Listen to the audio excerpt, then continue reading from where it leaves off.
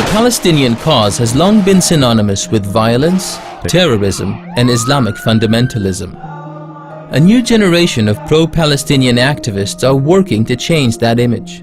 These young, eloquent speakers, educated in Western universities, are making the rounds on news programs violence only begets more violence, and on university campuses advocating their vision for Palestine. We advocate rights. They're part of the BDS movement. The Boycott, Divestment and Sanctions movement. And their message is clear.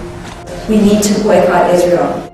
No one should buy Israeli products. They invoke humanist, progressive and socialist values. Equality, freedom and dignity. Justice in Palestine.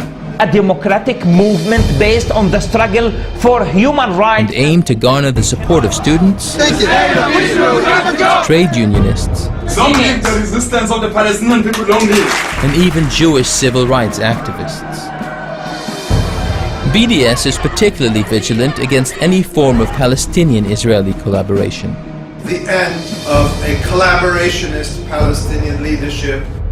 In January 2010, Palestinian and Israeli filmmakers joined together to produce a series of films for the 13th annual Tel Aviv University Film Festival. Murad Nasser is a Palestinian director. It is impressive of Tel Aviv University to bring Palestinian directors. This way we can use art to reach for peace, using artistic and cinematic projects. The BDS leadership quickly denounced this collaboration and imposed a Palestinian boycott. In 2008, the Palestinian and Israeli trade unions signed a historic cooperation agreement. Shahar Saeed, General Secretary of the Palestinian Trade Union, praised the agreement for promoting the rights of Palestinian workers. BDS leadership, however, was outraged. I don't understand in the TUC how we continue to associate ourselves with... Saeed was promptly forced to retract his statements and denounced any possible cooperation.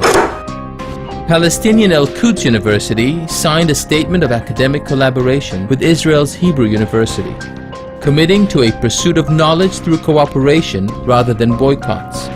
Al-Quds University President Sari Nusseibeh explains. It's very important, in fact, to create tolerance, pluralism, the ability to listen to the other, and this can be done through this kind of education. Yet last year, under pressure from the BDS movement, sever your collaborations, do not go to academic meetings, do not... The university's board severed all ties with Israeli academic institutions. Maybe the only way to get at peace is through having cooperation. It's extremely important an institutional boycott of Israeli academic and cultural institutions. Incidentally, Omar is a student at Tel Aviv University. The moderates, Israelis, Palestinians, doctors, academics, artists and peace activists, are in fact the principal victims of this self-labeled progressive social movement. What is it about Israeli-Palestinian collaboration that so threatens BDS? Moderates have been working towards a peaceful solution to the conflict since the 90s, under the guidelines of the widely accepted two-state solution. The only resolution is for the aspirations of both sides to be met through two states, where Israelis and Palestinians each live in peace and security. Cet accord permettra aux deux peuples de vivre côte à côte dans la paix et la sécurité. A two-state solution. And that's the only solution to this issue. Two states, where Israelis and Palestinians each live in peace and security. I clearly do not buy into the two-state solution. I clearly do not buy into the two-state solution. The two-state solution, as typically expressed, is nothing more than a last-ditch plan to save Zionism. So BDS isn't about peaceful coexistence or ending the occupation. If the occupation ends, let's say, would that end your call for BDS? No, it wouldn't. No. BDS moves beyond ending occupation to place demands for what they term the right of return, the relocation of millions of Palestinians from around the world into Israel. This is the most basic, fundamental right that we cannot negotiate away. This is something that we cannot compromise on. The right of return would extinguish Israel as a Jewish state, and that's not an option. This implication is not lost on Barghouti. If the refugees were to return, you would not have a two-state solution. You'll have a Palestine next to a Palestine.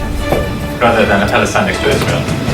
Yes, a one-state solution means the end of Zionism. Or, as BDS activist Ronnie Casserols puts it, BDS will help bring about the defeat of Zionist Israel and victory for Palestine.